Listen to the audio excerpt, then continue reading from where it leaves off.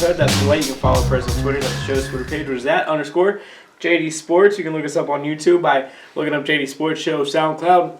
Same thing, going to people. Yep. For the people. For the fans. Dwight, I like your Lakers shirt. I appreciate it, and no, I do not like your whatever that is. It's a Randall Cunningham college jersey. He went to UNLV, running Rebels. That was a 49ers jersey. No. We'll talk about ex-49ers in a little bit. We have a lot to cover today, Dwight. We have to talk about what we did last couple of weeks. We have to talk about baseball. We have to talk about... I don't think we need to talk about the last couple of weeks. Way too early football predictions. We need to talk about some NBA trades, including your Lakers. Mm-hmm. A certain Extreme Rules football is coming back. NFL Blitz. Something like that. I'd be into that one. I'd actually really be into that. Very close. Just saying. It would have worked in 2019. Agreed. It's a damn shame. Can't even get the video game. We think we're going to get this in real life? No. No. Dwight, maybe even more to cover, but I have a question for you. How was your weekend? Absolutely horrible. First time in a long time you didn't have to watch the Eagles win, so why was it so bad? Because it officially marked 1 week since y'all won, and I'm still in, not denial, but disbelief, anger, frustration, sadness, depression. Pick a word. So I understand. And I'm a little better now than I was last week. Outside of you being my favorite co-host, best producer of all time, That's factual. You're a pretty close friend of mine, so I feel for you. I feel pretty bad. But you don't. Because I had the greatest week of all time, Dwight. Last Thursday, I went to the parade. I went to Philadelphia. I said I would not miss it for absolutely anything. There was a couple opportunities there where I almost might have, but I was making sure I was getting there, and we got there. And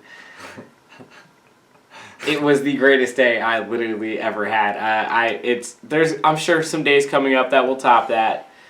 But it's definitely for sure something I've lived 27 years and waited 27 years to do.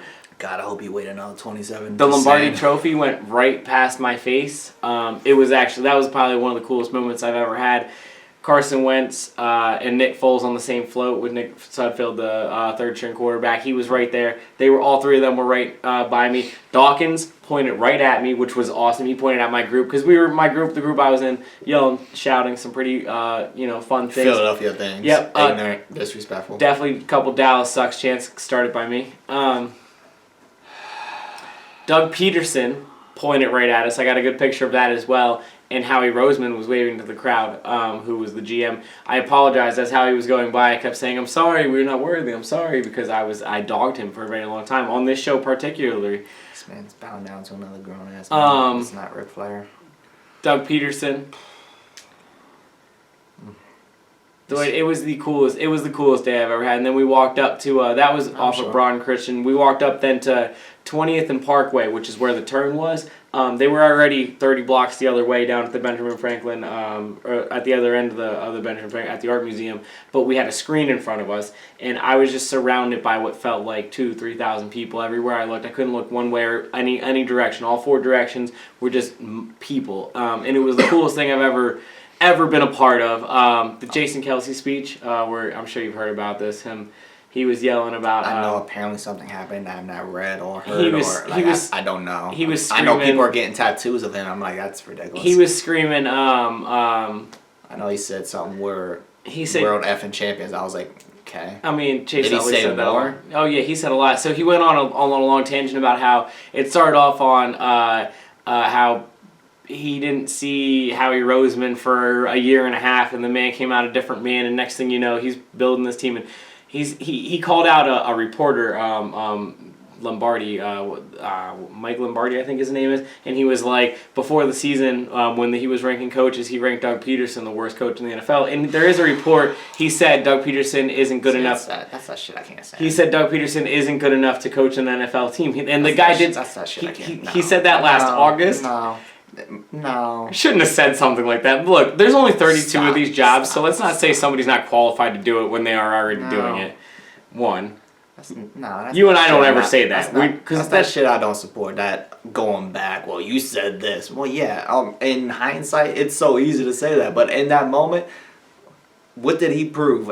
Nothing, because he hadn't done anything. So that's a fair thing to say. The guy actually tweeted at Jason Kelce and said, "You're right, man." He was like, "You're right, man. I was completely wrong." I hate that retrospective. Well, you were wrong saying this months ago. You and I live in a world of we are gonna have to be wrong a lot, right? Like this is like we both enjoy doing what we are doing, and neither of us really. It doesn't affect us if we're wrong. We would be the first ones if somebody right now tweeted at us 7 months from now and said, "Oh, Jarrett Hood said that I don't know, the Lakers aren't gonna ever be able to sign LeBron James," and then they sign LeBron James. All right, well, I'll be like, "Yeah, you're right, bro. They signed LeBron James." Like just like my man tweeted at Jason Kelce, like, "You're right, dude. I was wrong." Like that's the business that we live in. So I'm with you. I understand why you feel that way, but I thought it was funny how he just started screaming my man's name. But hold on, he goes on a whole list. But the best part about this, you'll think this one's funny because he's going on like I hope so, he said people. He was like people said Nelson Aguilar can't catch, and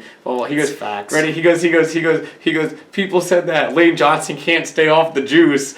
And because he was suspended 10 games last year for steroids, and like Lane Johnson then like just started laughing really hard. So that was pretty funny. That was really funny that he said that. And then he was like, people said that Brandon Graham was drafted too high, and like we were joking around. We were looking around at each other like Brandon Graham's looking at him like you're the only one saying that, Jason. Like what do you mean I was drafted too high? Like how would you feel if you're one of those players? You know, but. Funny. It was funny. It was good. He was just ranting on for a while. There's a song that came out in the middle of the year. Look, I'm not actually like for it. I'm not against it. It's called we're Philly. We're from effing Philly.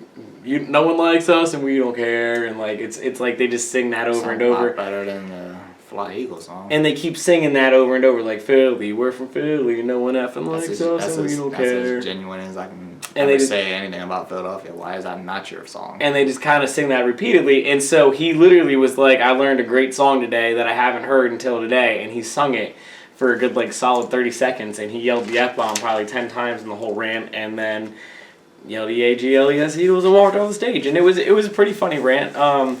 And look, as an Eagles fan, it was like awesome and like, you know, in the middle of it, and listen, I'll be honest with you, completely hammered. It was like, yeah, but like I watched it again, and I'll be honest with you, like, you know what's funny? I'm with you, like listen. It's retrospect stuff, and Brandon Graham was drafted too high in hindsight, to be honest with you, but like he made the play that saves the Philadelphia franchise, and they win a Super Bowl. So like, who's gonna ever say that now, you know? Yeah. I was gonna say, I mean, seeing it live, I'm sure it's like, yeah, but in the middle of 1,000 people as well. Like I'm surrounded by everyone. If you'd have watched that same thing live, it would have been like, yeah. But I'm sure you wouldn't get nearly as hype. No. I rewatched the entire parade, and I rewatched that part, and I was like, that was way better in person than it was ever going to be here. And I kind of knew that was going to be the thing. The one of my friends that was with us, he like leaned over to me and he was like, Jason Kelce going for that contract, huh? Because like he's going to be a free agent this year, and we just kind of started laughing because like, yeah, I mean that's. Like he's fully invested, so good for him, and it was awesome. And go Eagles! Anyways, greatest day of all time for me personally. I got to see, like I said, everything and everybody. Brian Dawkins, future Hall of Famer. While I was at the parade, though, sports was still happening. Thank God. The Cavs trade happened while I was at the parade, so like that was a big topic of conversation. We will get to that. Mm-hmm. I got a couple of fast football questions for you. Okay. Way too early predictions. Who's your MVP next year? The coach that beats the Eagles. Everyone's going to pick Jimmy Garoppolo. I'm already going to say that. Everyone's already going to pick Jimmy Garoppolo. Yeah, no, man. I'm going Tom Brady. I'm going to be the first anti-him. I'm going Tom Brady. You really went out there on a limb, huh? Nope. Coach of the year? The guy that beats the Eagles. I'm going Bill Belichick. Why are we even doing this? Okay. Comeback player of the year. The entire NFL that beats the Philadelphia Eagles. Carson Wentz. Or Deshaun Watson. That might be your opening night matchup, by the way. Eagles hosting Texans. This was the worst 2 early predictions of all times. Who you got winning the Super Bowl next year, Dwight? Who you got in the Super Bowl winning the NFC? Not Philadelphia. I'm taking the Eagles to beat the Packers. I'm. What's the next? I'm done. Who do you got in the AFC? I'm done with you. I'm done with you. Do you have the Eagles win the Super Bowl next year? Who do you have winning the AFC, Dwight? Do you have the Eagles win the Super Bowl Who do you next have year? winning the AFC, Dwight? I don't care. Steelers or the Patriots, because that's what happens. I have the Patriots. Who you got winning the Super Bowl, Dwight? Patriots. I hate your guts right now.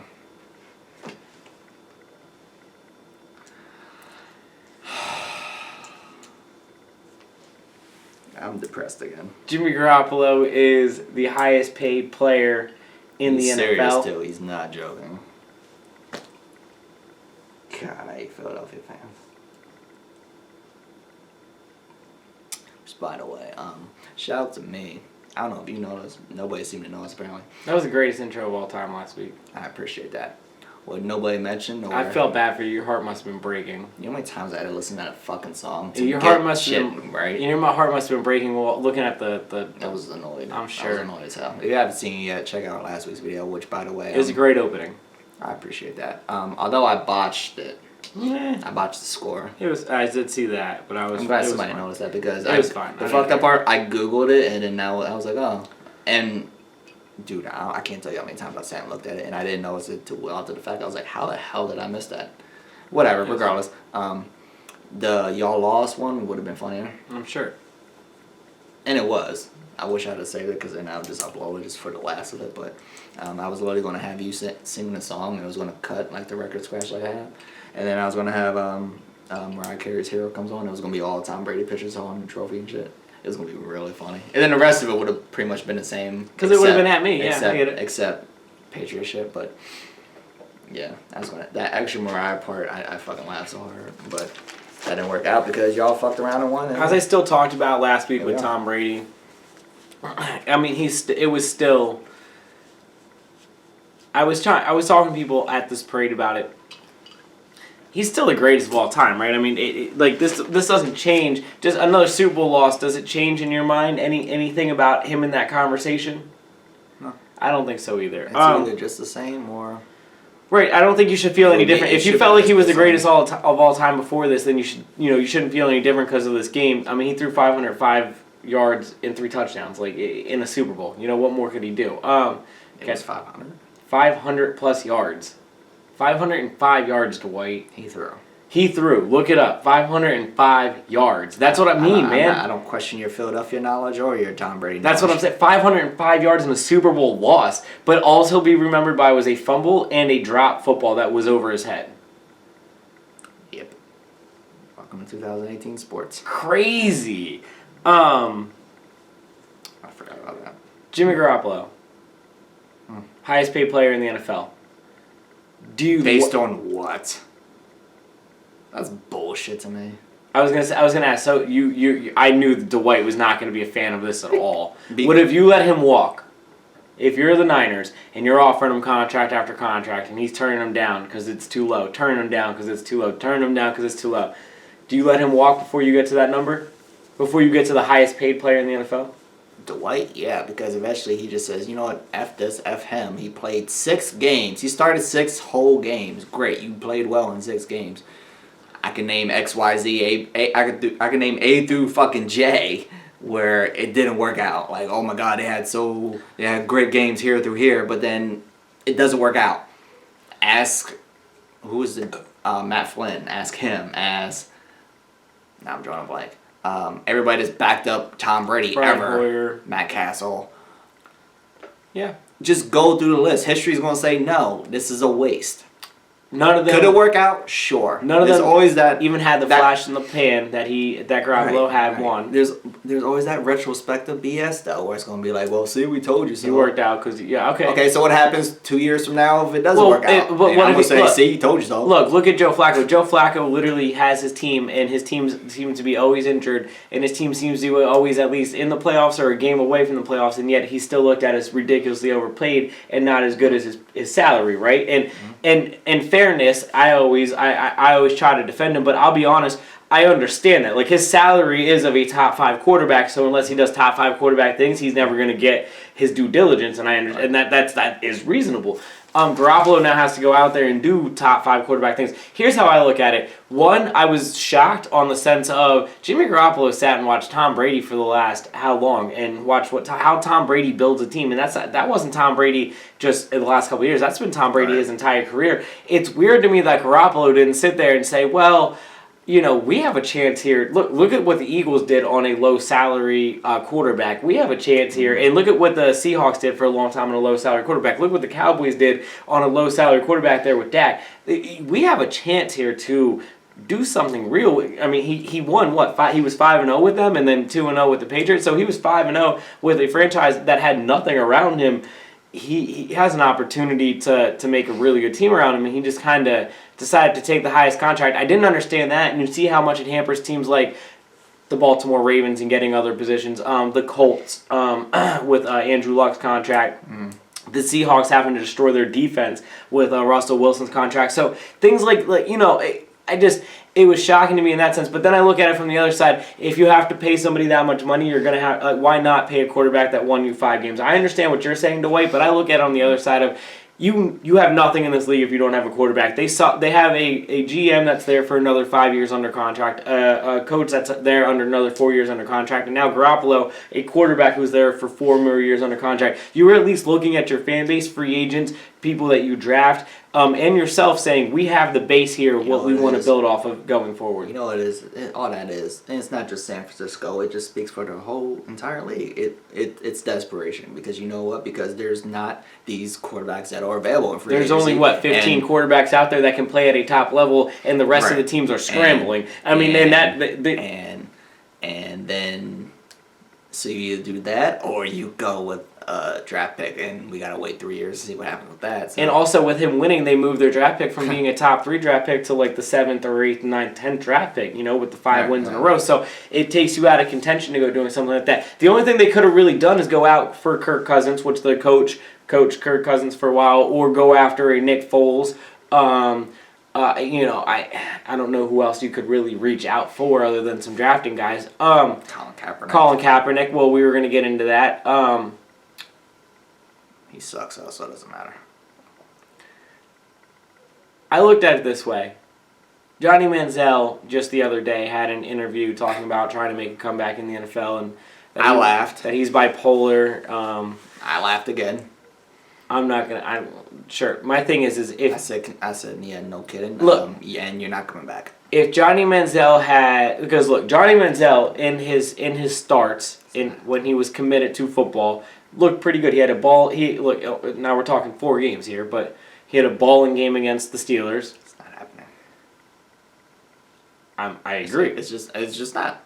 Here's my thing. If it does happen, it's not. I'm gonna be very angry that it happens for him and not Colin Kaepernick. Colin Kaepernick is and I think Johnny Manziel could have contributed to a team if he had his head in the game the whole time. I think Colin Kaepernick can still today contribute to a team. Manziel is a much more wild card. If somebody takes a chance on Manziel but nobody's going to take a chance on Kaepernick, there is clear collusion going on. Oh, no kidding. We've been knew that. I'll tell you what, if Kaepernick, if Jamarcus Russell, if Vince Young, if people can't get, chances, then I don't expect this man to. Kaepernick, as much as they should all get another chance, but I don't know Vince Young or Jamarcus Russell. You know what now, I'm saying. But I know what you're saying. He's Kaepernick. He's not getting it. He's not getting it. I think he was overrated, first of all. But Manziel? That's an opinion. Whatever. Manziel? Yes, that's an opinion. That's fine. Either way, point being is if he just gets another chance and Kaepernick doesn't, it's going to make me sick. But does he? No. All right. I think he gets a workout. Kaepernick had 2 workouts. The Lakers gave Dennis Rodman a workout once, so I mean, That's my point. Maybe. I think he gets a workout. This was post-retirement Rodman too, mind you. Yeah. I know. I remember. I know too because I was actually kind of excited about it. Not only like he's going to dominate type shit, but I was like, yeah, bring him off the bench and let him get 6 rebounds. Word. Alex Smith is with the Washington Redskins. My first reaction before we get to Dwight's was, Nothing. Didn't change. Kirk Cousins isn't much worse or better than Alex Smith. Alex Smith isn't going to make a bad roster into a Super Bowl playoff team. He could barely make a good roster into a AFC Championship running team, which, granted, against Steelers, Patriots is a hard thing to do, but they lost to the Titans. I'm not scared of Washington anymore any less. The only thing it really makes for us to know now is Kirk Cousins will not be a Washington Redskin. I'm kind of confused that Jay Gruden didn't want to commit to him long term, but I'm kind of not. But why would you trade? They traded a good cornerback and a second-round pick for Alex Smith, got rid of Kirk Cousins. Jay Gruden is a good coach, so I think he's going to do well with a good quarterback coach. So I think he's going to do well. Look, Andy Dalton's best years were with him. Great. Kirk Cousins looked like a really good quarterback the last couple of years with him, and I don't know if Kirk Cousins is a good quarterback. So I think he'll do fine with Alex Smith. I don't think it's going to correlate to wins. It never has before, but I think that he'll do fine, and Alex Smith will have a lot of numbers. Dude, I didn't even look into it that deeply at all. My immediate reaction, my reaction now is just like, what? Like, what? What are they doing? Is it not the most Redskins move though? Albert Hainsworth for the highest number of all time, and then that. Like those are the two most Redskins moves. Dan Snyder moves I've ever heard. This is what the Redskins do. They pay people way too much. Snyder, man. Fuck Dan Snyder. He makes dumb, ridiculous trades that you just left saying, well, that's why I like him. Well, what the hell is supposed to happen? Like, what are you doing now? And then from the Chiefs' perspective, what the hell are y'all doing? So y'all done now? You just Patrick Mahomes. You want to make him the highest paid quarterback now? Did we not? Now, this. Do you remember our conversation in the beginning of the year? How we thought the future of Andy Reid was going to ride on Patrick Mahomes here in a couple years? We talked about that. No, I don't. Here we are. I mean, now the future literally rides on what Patrick Mahomes does the rest of the time. Chiefs, what are you doing? Washington, what are you doing? My next question to you. I don't get it. Where's Kirk Cousins' best landing place? Denver. Jacksonville. Jacksonville said they're not. I was going to say Jacksonville, but they're not looking for a quarterback, they said. Oh, kiss my ass. Yes, they are. They are not keeping with Blake Bortles. The Jets? There's zero possibility. Yeah, all the usual bum suspects, but I mean, why would Jacksonville not? All the usual bum suspects: the Jets, the Giants, the Jaguars, the Browns, Arizona. All these bum teams. I think Arizona. We said Alex Smith should go to Jacksonville, and that didn't happen. So what? I think that why wouldn't Kirk Cousins be the second best option in that situation? I think the Broncos are a really good option. Yeah. A lot of bum situations.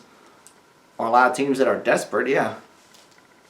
He'll get a job and he will start somewhere. Oh, yeah. If he's smart, he'd want to go to Jacksonville or Denver. He's going to get a really high contract, at this point, too. You want to go to Jacksonville. I think Denver's a little old at this point. So agreed. Go with the younger team. Go with the team that's literally right. Everybody's saying they're right there. They got a great running back. They got a great defense. All they need is to get rid of this bum quarterback, which he's literally a bum. So, yeah, go there. Why not? I just don't know what Washington's doing. I don't know what San Francisco doing. Like, it doesn't make any sense to me. It makes no sense to me. But like you said, that's such a Dan Snyder move. Who makes the playoffs first? Kansas City, Washington, or San Francisco? I gotta say Kansas City, but that's tough. Washington, because it's in the NFC. NFC's harder, I think. Nah. It's more wide open. AFC, you got the juggernauts. At the top, but I think it's easier to sneak in the bottom. Tennessee snuck into the bottom. I don't know about all that.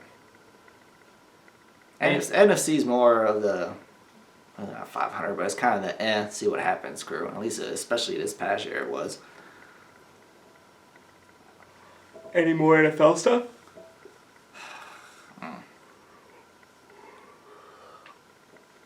Nope. Before we move on to other sports, I want to keep it with football real fast away. I'm so over football. Why are we still talking about football in 2018 past the Super Bowl? Your boy Vince McMahon is relaunching He Hate Me League, the XFL, but he did it in the most calm manner of all time. I think he had a fiddle player, violin, I think. There was a guy with a violin. Somebody else was pouring like wine There was a librarian telling people to be quiet in the background. It was weird. That presentation was weird. The XFL it seemed very controlled. The XFL is going to be your family league apparently now. It's apparently so is WWE. Apparently it's going to be. They promise you everyone is going to stand for the anthem. It can't be. It can't be extreme. That's not what he said. One. Two. It can't be family friendly when you call it extreme. So no, that's fake news. But he said it's going to be family friendly. You can't call it extreme then, idiot. Talk to Vince McMahon, not me. I would love to because I'm glad which that press conference was. He thinks they're really going to rival the NFL. That's a joke. They have 24 months to get this up. Well, 23 now because he did this a month ago.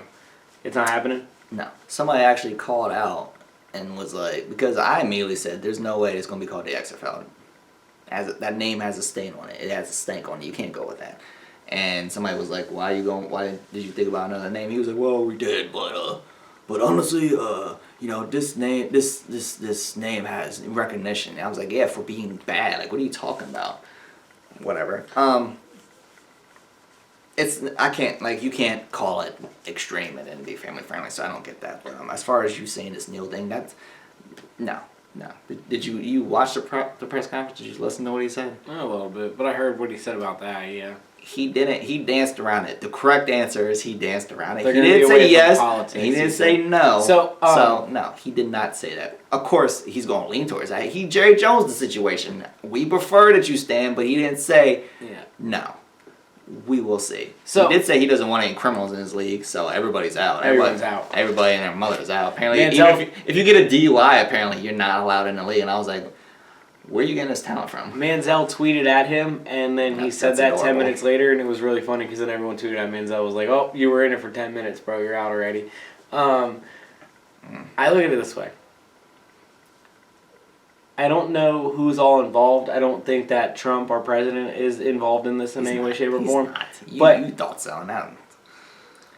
I think that there is some kind of pressure from the group around Vince McMahon to launch a league to go against the NFL because they have all been going against the NFL for a while. I don't believe that.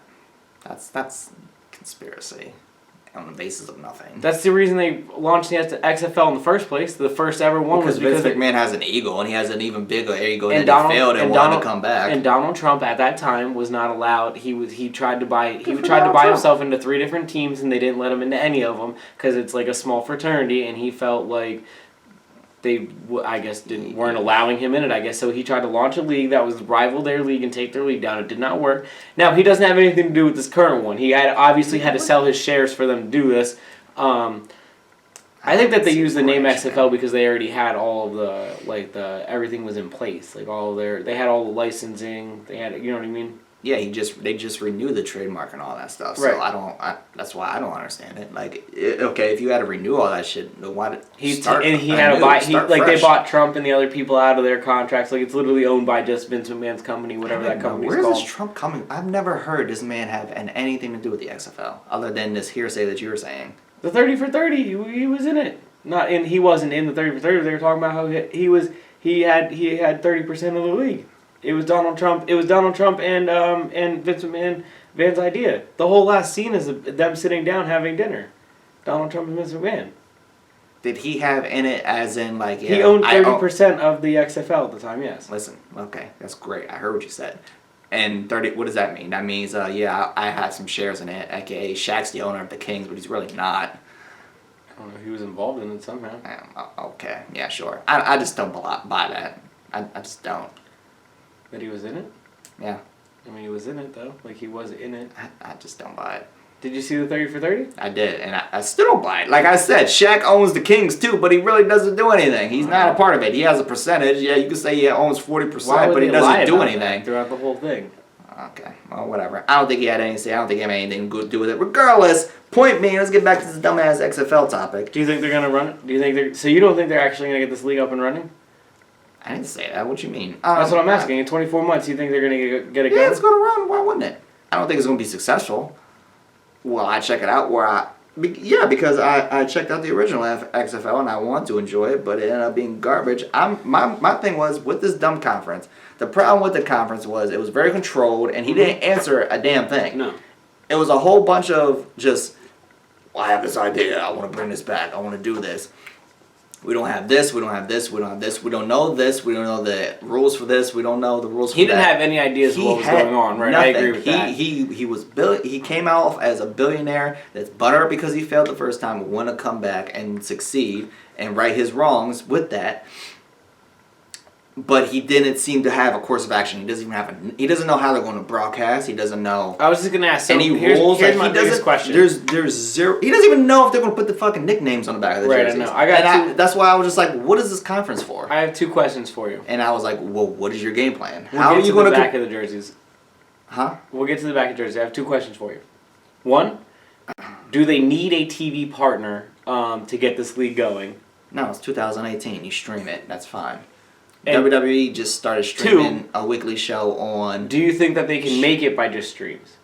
Why not? WWE just started testing this. They already, they already have their own networks, but they just started testing. They do a weekly thing now. It's for a couple weeks, where they stream live on Facebook. It's a match every single week. Yeah, it's a little tournament. They're testing the waters. I legitimately wanted to know because I don't think that they need a TV deal, but I do think they need like a deal with like.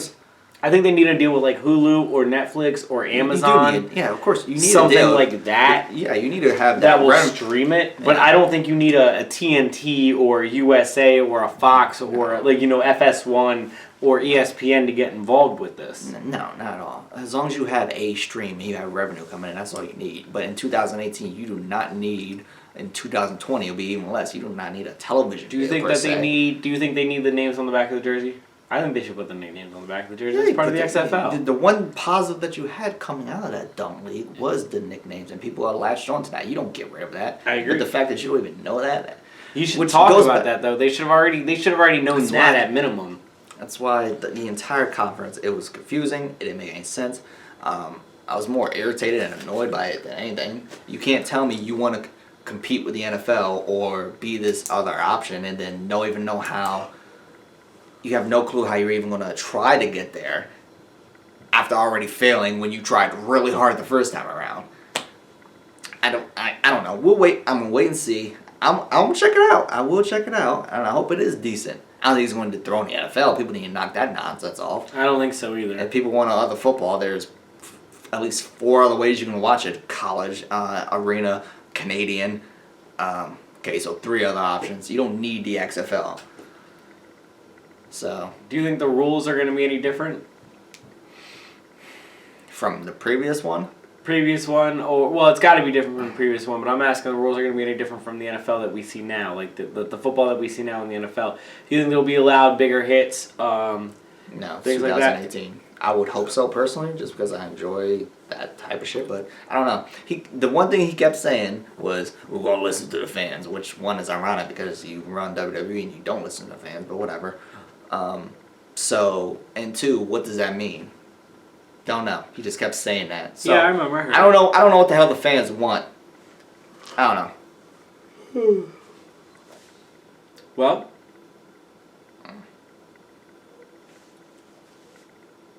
so you don't think do you think it will be longer, more successful than the last one?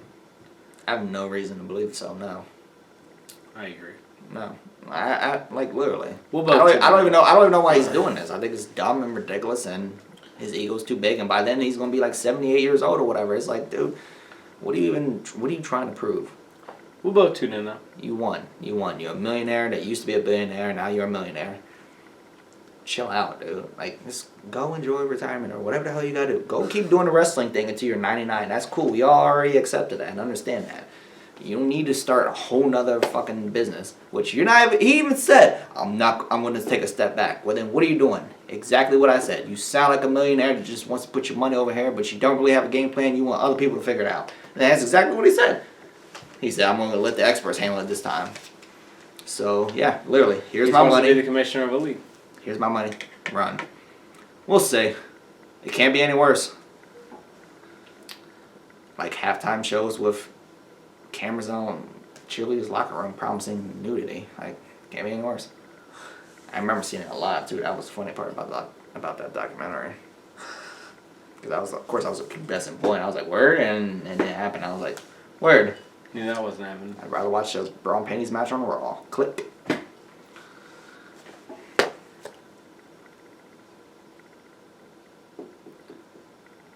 Couple trades happened in the NBA. Yep. We'll get to the Cavaliers one. I'm sure we will. Your boy Blake got traded. Who? Blake Griffin. Who he play for? The Crosstown Clippers. Detroit basketball? Got traded to Detroit. That's what's up. Him and Andre Drummond. 1-2 punch now. It's like him and his name was in LA, and it didn't really work out. They might be 7th in the East now, right? 6th in the East. I don't even know. So it's basically the Clippers minus a point guard. And a little older, so it's not really Lob City. He's already up to his antics. He threw the ball off the back of he threw the ball off the back of an Atlanta Hawks player's head the other day. The guy was just walking away for absolutely no reason.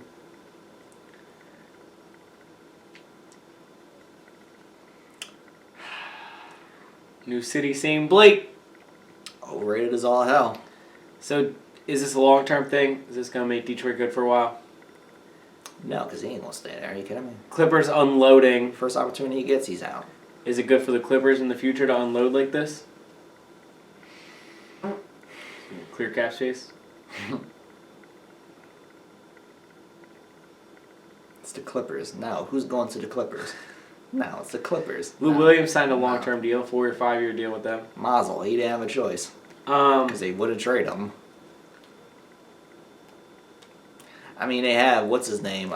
They have Jerry West as the GM now, so maybe things will change, but until that actually happens, I'm not buying it. No, nobody's going to the damn Clippers. Nobody's going to the Clippers in free agency. Are you kidding me? No. The Clippers are now officially the Clippers, which, again, I'm going to say this for about the 18th time on here. Shouts to all you Clippers fans out here. Lob City, that was all up in my mentions about 3 years ago, and I don't know if you even exist anymore because I haven't heard from you in about 2 of those 3 years. Bums. Take your selfies out of my arena. Speaking of your arena, Isaiah Thomas is now going to play for the Lakers off of a trade where the Cavaliers got somehow younger, more talented from the outside, and didn't give away that 3rd overall pick. And that's acceptable, apparently. One. Whether they did it? That was allowed. Like the NBA just let it go through. Some things are cool, some things aren't cool. Got it. Because LeBron is there. Got it. Every time LeBron needs fucking help, it's 1-800 phone a friend. Every time. LeBron has had more help than anybody in the history of the NBA on paper, and this man still can't figure it out, so I don't know. I guess everybody else just sucks. Got it. But that was cool, Can you name any of the players that they traded for? In the history of his career? No, right now in this one. Shumpert. No, traded for. Kyle Kuzma. Jordan Clarkson. The boy from Utah. Hood. Can't think of the You think that they're some of the best players ever on paper? They're more athletic, and allegedly these other dudes are bums. So I mean, I don't think the other dudes. I think Isaiah has a lot of talent. I think Isaiah's got to either. I don't know if he's still hurting from the injury, or if he just needs to shake the rust off, or if he didn't like his situation in Cleveland. He's playing a little not near as good, but he came off and balled out with LA right off the bat. So maybe it was just a change of scene that he needed to do. Okay. He still has talent, though. Correct. No, so we're not going to gloss over what you just tried to pull over. LeBron has had more help than anybody in the history of ever. I don't know if I agree with that, but why not? Throughout the history of his career, he gets help come here. He didn't feel he got enough here. Then he said, "Fuck, I'm going to Miami." Had all this help here. Then he got more. The first time in Cleveland, where did he get all the help from? Larry Hughes, Shaq. Shaq was, and you will admit that Shaq was way out of his prime at that point. Shaq was hella old. Shaq was like 37 years old at that point. And people act like he was a scrub. He wasn't Miami Heat Shaq, but no, he was a solid piece. Anyway, he was supposed to be more than 15 minutes, 60 minutes a game though. Let's see if he does this through the next 8 people I name. So Larry Hughes was the same. He was a bum too. Right? Okay, but that's what I'm saying. Supposedly he was the next Scottie Pippen. So now you're naming Okay, so he was not near as good as Let's go to Miami. But I'm saying, so you named 2 dudes in a 7-year span where no one else was any good. That's fine. Let's go to Miami. Let's go to where Miami. he won 2 championships and played in 4. So okay, let's go to Miami. He did. That's great stat line. Right. And again, all the help that he got. Not only did he have Dwayne Wade and Chris Bosh, but then he needed to have Ray Allen, Rashard Lewis. Then he needed Absolutely. Ray Allen and Rashard Lewis are great players. Then he had Jay Will. Then he needed to add. But we can go down the list of every NBA championship and start talking about the great players around them. Correct. Because I said he gets more help and more passes for needing help than anybody. Because literally, his entire career, every time they start floundering a little bit, they need more help. So then he goes to Cleveland. Okay, now you got Kyrie and Kevin Love. Then you trade Kyrie. Now you got Isaiah Thomas. We give that 2 games and we say no. Now we got to get younger because all these old bums. It's just a pattern. There's no reason to feel any type of way about it. It's a pattern. Outside of Isaiah, I don't know if anyone on that squad was like Kevin Love is continuously hurt, but Kevin Love is a baller, so I'm not against Kevin Love in any way, shape, or form. Shumpert is a good defensive player, and JR was averaging less than 5 points a game. We're not going to let that pass either because it was like 2-3 weeks ago, or not even, well, a little longer than that.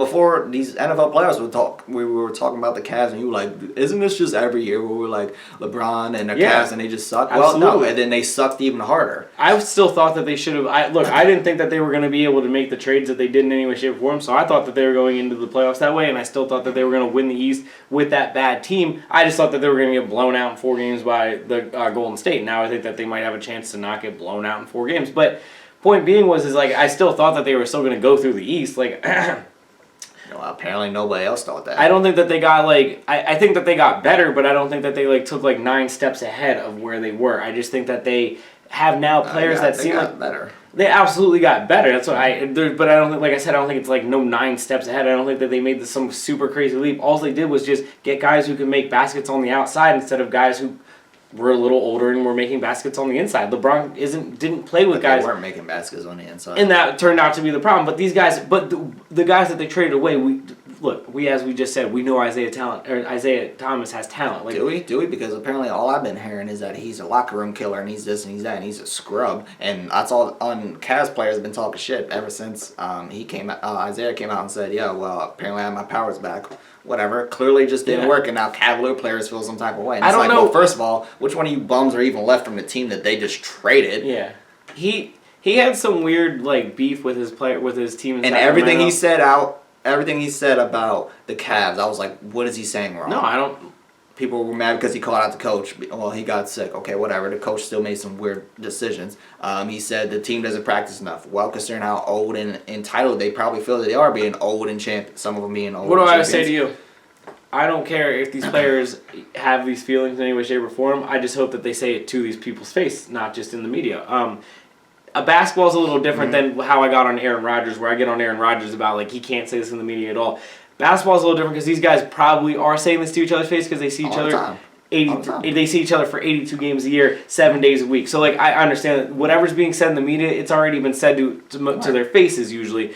And if it's not, then that's bad on Isaiah's part, and that's a whole different conversation. But it seemed like they've already had all those conversations. Look, I don't know what like you said, people were calling Isaiah a locker room killer. It's not like Isaiah said he was a locker room killer. It sounded like Isaiah sucked. Did you see that video when Isaiah got traded from Boston to Cleveland? It sounded like basically from day one he didn't want to be there in the first place. So that's been known. And so that's the thing. So if that was the problem, then that was the problem. The locker room wasn't getting along. It would turn into a divided locker room. That's what happens. The genesis of this is nothing to do with Cleveland. It's the way Boston handled him. Absolutely. In his situation, especially and people seem to have apparently forgotten. But that's a good idea on Boston's part, though, to destroy Cleveland's locker room in the meantime. Not a bad idea on your part. Worked.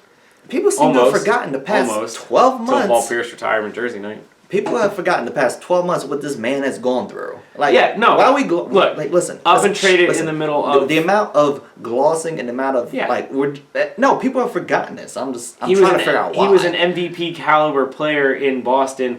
Led their team to the number 1 seed. Played 2 days after his sister passed away. Had an amazing playoff run.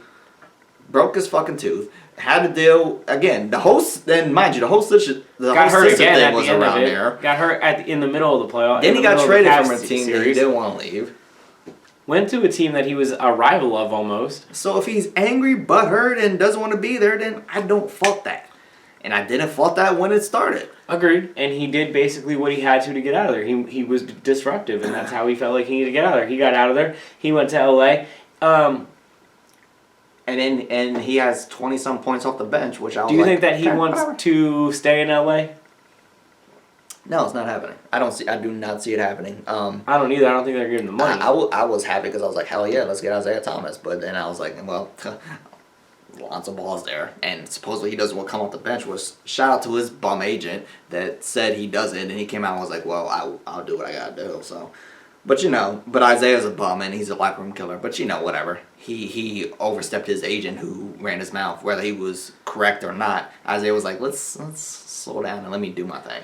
He's not going to be there next year. I don't think so. I would like for him to be. I would say at best then the Lakers could just buy him out if it's really that big of a deal. But I think he should just stay with the Lakers the rest of this year. They're going, yeah. And like you said, next year he just goes to wherever he can start. Yeah, and as he should. I mean, from his perspective, definitely. I'm Lakers cleared a lot of cap for this year, though. Enough for 2 max deals. I still don't like the trade. I think you got to keep either Jordan or Clarkson. Or Clarkson or Nance Jr. I don't think you get rid of both. I keep one of those. I'm mad they got rid of both. I understand. Those were 2 solid young pieces outside of Randall and Ingram that aren't doing anything, mind you, and aren't thrilling to me. And that's why. Well, I think Ingram's gonna be all right. Randall's, but yes, I hear Randall's. We'll see. We're gonna see on these, including Ball. But the 2 max deals now. The 2 guys that you had that were good. Is this enough for the 2 max deals? Two guys with max deals. Are these players enough around those 2 for you guys to make a run at like Golden State, San Antonio? Well, going back to the original point, LeBron always needs help. Well, this is an even younger team, so maybe. Like I said, I don't like it. I think you keep either Jordan Clarkson or Larry Nance Jr. I think you got to keep one of those young pieces to go with this little nucleus that supposedly is going to be great in like 5 years, trust the process type shit. The entire NBA, by the way, has gone that way. The Hawks. And that's fake news for the Lakers because in the same breath, people are saying, well, we cleared up cap space because Magic wants to go for free agency, which goes back to the original point that I've always made. The Lakers aren't about this, and neither will Magic Johnson be. He's keeping this nucleus that's already here, but he's not about really building more draft picks. Yeah, no, he only really just threw away this season. He's not throwing away like 6 years like a lot of teams are. But like Atlanta literally bought out Andrew Bellinelli's deal because he was playing too well for them. And isn't he a Sixer now? Yeah, he's a Sixer now. But they literally bought him out because he was averaging too many points off their bench. Ridiculous. Yeah. Ridiculous. Because they want to lose more games. The Nets literally don't have their own pick, and yet they're still not winning games. It's weird. Stupid. I don't like it. But for the Lakers, for the moment, I was like, yeah, hell yeah. I hope Isaiah sticks around. Reality is, I don't think he's going to. Does this put the Cavaliers as front runners in the East again? Like I said, I never had them not winning the East. I still had them even as a 3rd seed winning the East. I couldn't at that point. They were absolute garbage, dude. They were trash. But right now, they were definitely better. Yeah, I would say compared to a week ago. If you would have asked me this question a week ago, I probably would have said. I think Toronto's better than Boston. No. I don't even have to say that because I've been saying for a couple weeks now. I've been saying, we'll see about the Cavs, and then it just progressively got worse. So I would say, now, today, with the younger core that they have, they could be better. Yeah, I think Cavaliers are going to win the East. I think Toronto's better than Boston. So I think Toronto and the Cavs are going to be the Eastern Conference Finals. I think the East is just garbage in general. Even more so than normal, because even the team that you would normally throw in that mix are just, Toronto, They're always just there, but they're not there. Washington, who? Who else you got? You got wild cards like Philly? No. the East is absolute garbage. So it's fortunate. LeBron is fortunate that he's got younger and he can just run with these guys in the East because by the fall at this point, they should be able to just pull this. Do you think LA clearing that much space hurts Oklahoma City's future? Paul George basically maybe leaving. We'll have to see how the season unfolds, I would say. I don't know. I mean, I don't think he has any more of a possibility. I think if he was coming to LA, he was going to come regardless. I don't think that changed anything. No. That didn't change anything as far as him coming to the Lakers, as far as I'm concerned. I think he was either already had in his mind that Russ and him were going. Right. Or, well, I LeBron can't say that at this point because Russ ain't going. He's locked in. So LeBron. He already had it, which I don't see how that works either. But Paul George already established if he's going or not, as far as I'm concerned. All right. And it's going to be a completely different Lakers team 6 months from now. So there's no reason to get excited. For real. There's no reason to be disappointed either. We're going to wait and see. We're a garbage team that just got rid of 2 good players. We got a whole lot of what-ifs, and we got Isaiah Thomas who won't be there next year. So, again, we're just playing a waiting game. We have to wait and see what Magic does this offseason. If he can pull a guy, cool. If he doesn't pull a guy, this is the big thing. If he doesn't pull a guy, you have to get one. He's got to get one. Everybody, He's got to get one of the big fishes. Everybody's saying, well... He doesn't have his first-round pick. Right. Everybody's saying, well, next year he's going to have even more money. You got to pull something this year. I would say even if we're not one of the 2 big fishes, you got to get one of those 2 max contracts that you have available gone to one of those big players. Even if we're not great next year, but we're decent enough to at least make the play. That's what you got to do. You got to add a piece where you got to be better than what we are. Easily. You got to be a playoff team.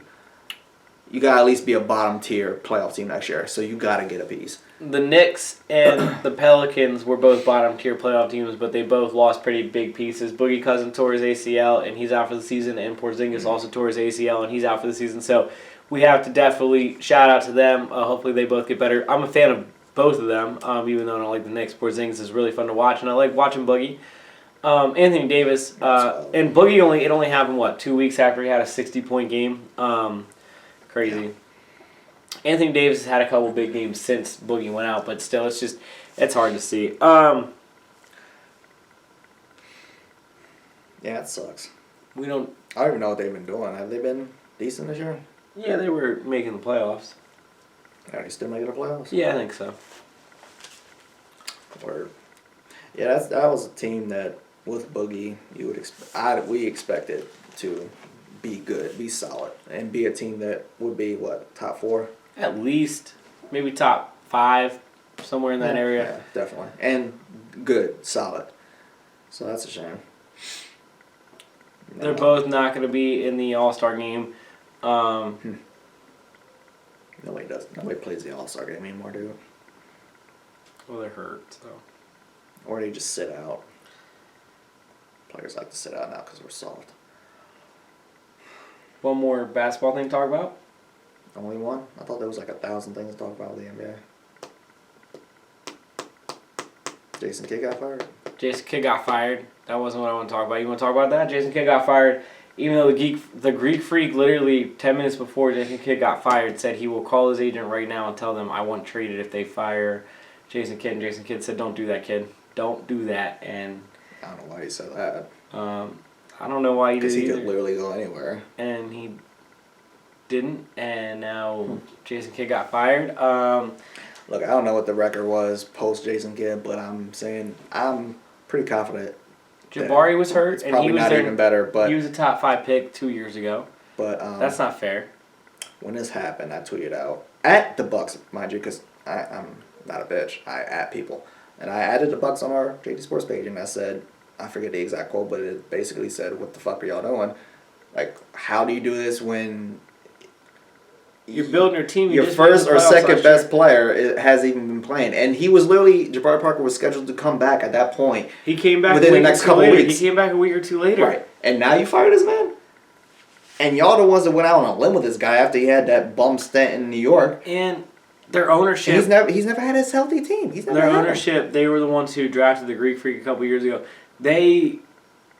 They're brand new though. Only like 4 years into this, 5 years into this, not even. And it's weird to me that they just gave up on a coach like that fast. For nothing. It's not like they were garbage. They just made the playoffs last year, without Jabari being healthy for most of last season.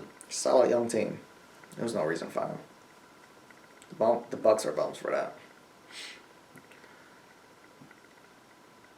You know who else is bums? The event coordinators for the Celtics. For some reason, they put a very long ceremony for Paul Pierce after the game, but they forgot that they scheduled the game with LeBron James. Wait, it was after the game? Yeah. It was a 27-minute ceremony after the game. So are you ready for this? Who the hell stuck around for that? All of them. The fans were sitting there during a 27-point blowout, by the way. LeBron didn't even have to play the fourth quarter because his team was up 37 points going into it. Okay.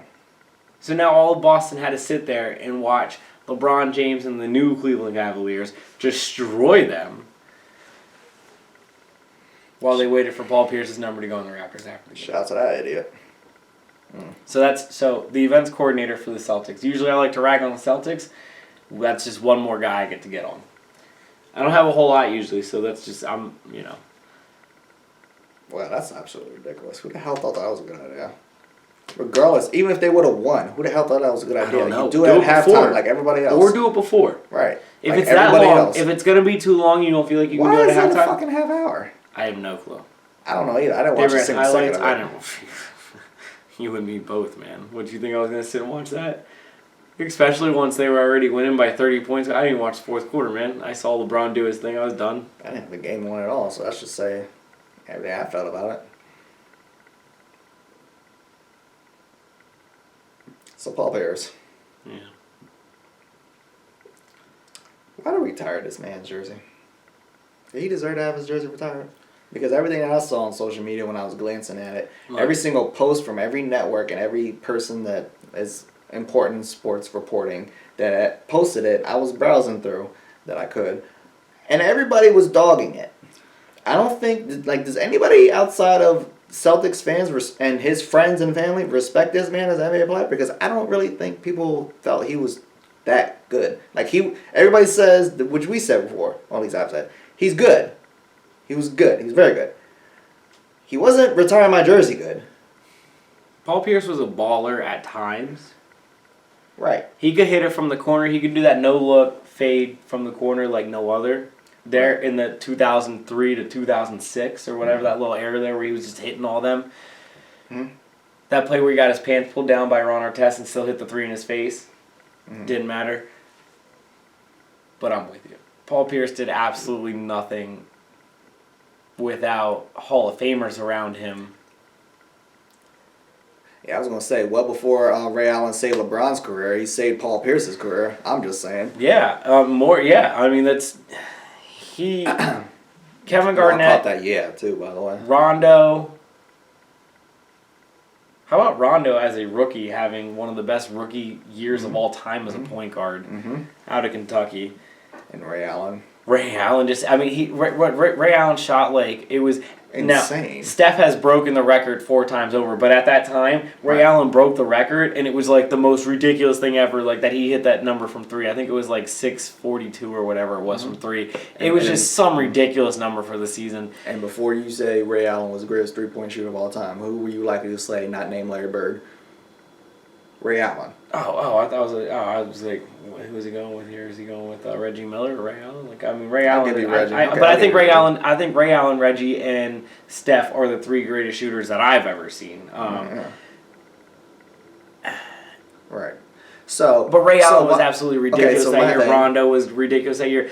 Who was it? Baby Shaq. Glenn Davis. Yeah, Glenn Baby Davis. Yeah, Baby Davis.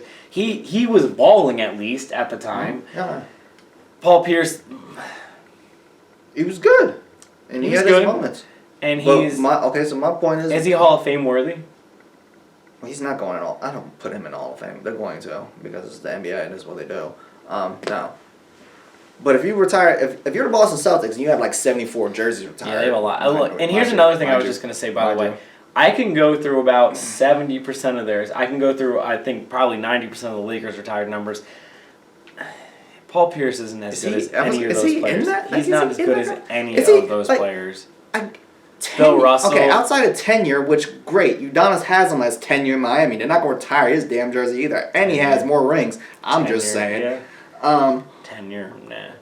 So, does that 34 belong out there? Do you retire Ray Allen's jersey then? Rondo's? You have to retire KG's then. You honor out of that group. You only retire Paul Pierce's? Because he was the only one who was there for 1,000 years. Outside of tenure, what else do you go with? Just because he was the original player.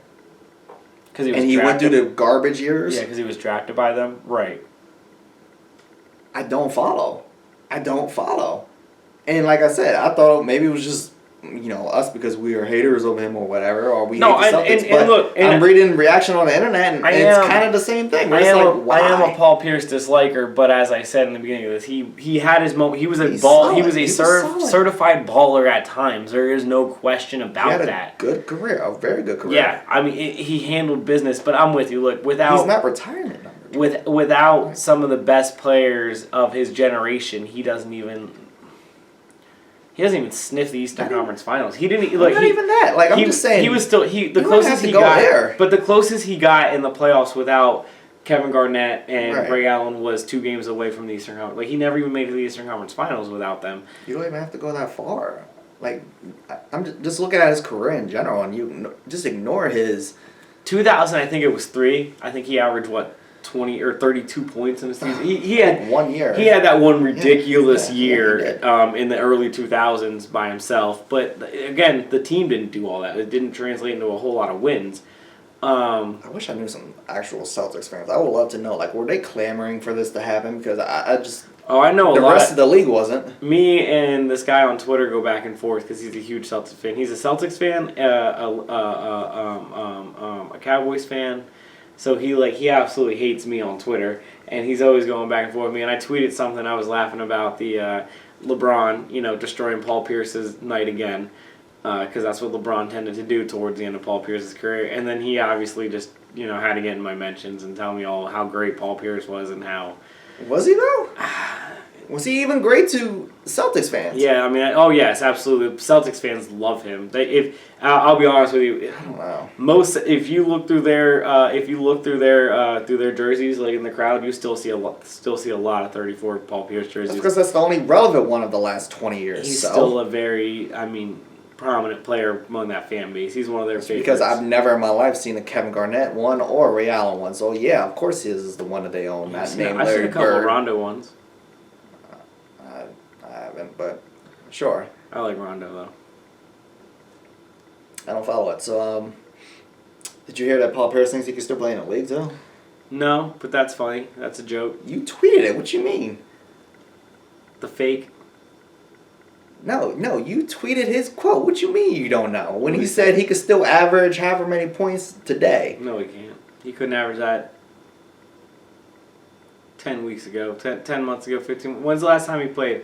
We're looking at 21 months ago. Well, no, you tweeted out, I think he said 6 points, where he was making fun of people making X amount of dollars out here. He can't get 6 And he said, I could make that amount of money averaging like 6 points a game. And I was like, oh, really, bum? Because in 2014, when you were starting for Washington, you started 26 minutes, you averaged 12. Okay. 2016, you came off the bench, averaged 11 minutes, and you only scored 3 points a game. So could you average over 6, 7, whatever it was, points a game? No.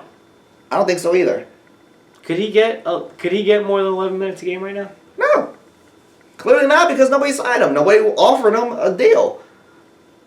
The Celtics didn't want him calling off the bench no more. The Celtics, the Clippers. Who has a better chance? T.O. or him? Of what? Making an impact on a team. T.O. I agree. It'd be more intriguing than that. Paul Pierce, no. And he was talking shit. I forget the exact thing. You can go on our JD Sports Twitter thing and see it, I'm sure. Which y'all don't follow that, but whatever. He basically was calling out somebody for these dudes that aren't that good and they're on the bench and they're making all this money. He was basically saying he could average what they average and make that kind of money. But literally 2 years ago, no, you could not, bro. People can't be like I'm tired of that whole these players make too much money and they're not averaging a whole lot. Listen. Breaking news: the average has gone up. Yeah, I mean that's just how the market looks right now. Don't be mad at the players because they out here making money off of the TV deals. Like that's not look. ESPN's out here firing people left and right because of those TV deals, but make your money. What's the problem? Same reason I don't understand. People got on Kobe. People get on these dudes. Like make your money. There's no reason to be anti-money. These people that get on these dudes, you make too much money. Right. I'm going to walk into your job in the middle of your shift one day while you're busting your ass saying, you making too much money. Why you making so much money? They're going to go... They're going to fight for as much money as they possibly... You are worth whatever someone is willing to pay you. And if someone's willing to pay these people that much money to come off the bench and score 6 points a game, then that's what they're going to get paid to do it. You're a bum that works at a gas station making $7 an hour. Guess what? You make too much money. I don't get it. Speaking of this making too much money, I don't get it. Talk. Do you have anything else, real quick, with basketball? Yeah, because with this money situation, you bums, because they always want to compare it to the military situation or first responders and shit like that, and it's just like obviously these people are underpaid. Like we get it. Yeah. Everybody understands those comparisons. For sure. But outside of that shit, like shut up and just let it go. It's not that serious. If this man yawns one more time, I'm gonna kick him in his face.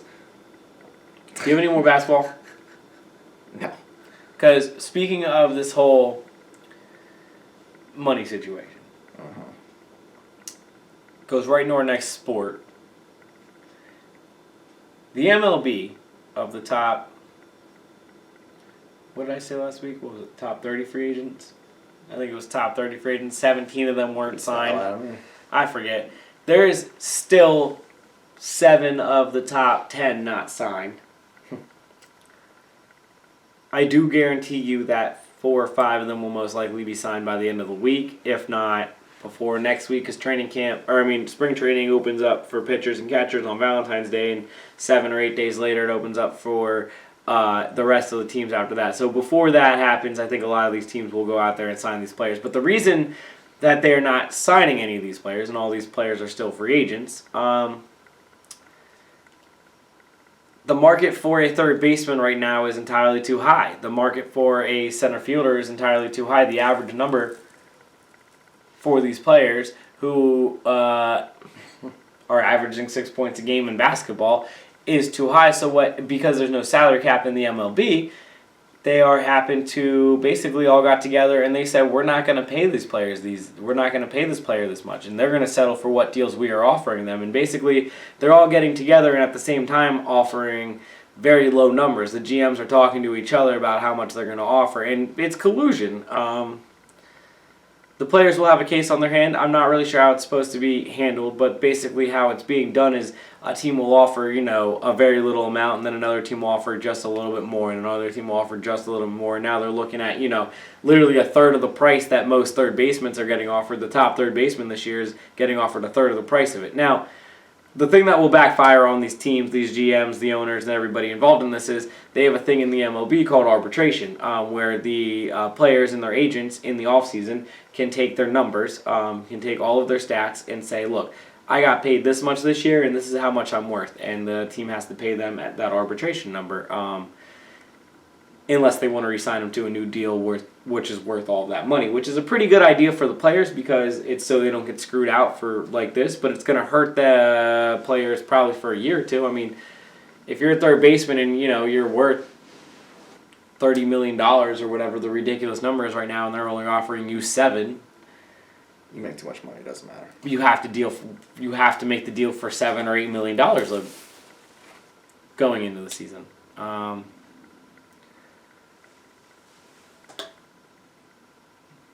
down. But that's basically all I had to say about the whole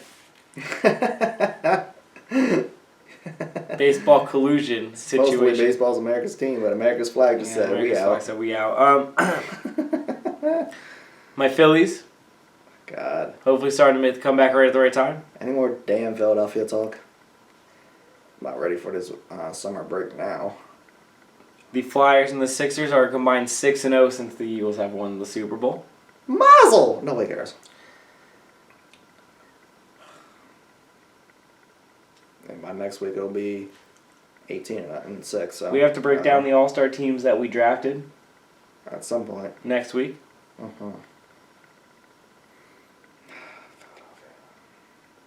Why'd y'all have to ruin my life? Why'd y'all have to ruin my life? Y'all could just kept being miserable. Greatest week I've ever had. You're one person. Shout out to those 6 million, huh? Dwight. This man said 6 million people was going to show up, and then the next day I saw it, they were like, yeah, it's going to be like 2. And I was like, where did he get this damn 6 from? 2.3 to 3 million people. They weren't 100% sure, but yeah, somewhere in that range. You said 6. Yeah, I read somewhere that they were afraid it was going to be 3 to 6 million people, but they didn't have enough room for 6 million people, so they got really scared about that. Somebody was really dumb. They got really scared about that. They really thought there was going to be a lot of people like that, and that there's no room for them. There was barely enough room for the 3 million Was it people. TMZ that said that? I don't know.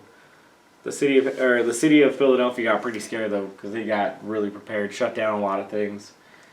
Because they knew their people were coming. Of course they were scared. You got guys eating poop off the street. You got dudes climbing poles and falling, and you got people stabbing. Yeah, oh yeah. You got cops getting yeah. Mm-hmm. You got a lot of y'all people coming through. Of course they were scared. We got a lot of basketball to talk about coming up. A lot of hockey. Baseball's about to start.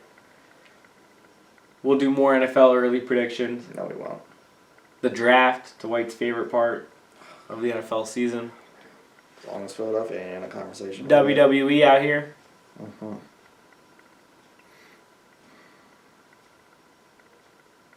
Yep. Real sports are coming. Because the fake sport just ended. Football's fake. Thank you for watching Daily Sports. I'm Jarrett Hood. That's Dwight. Fuck Paul Pierce.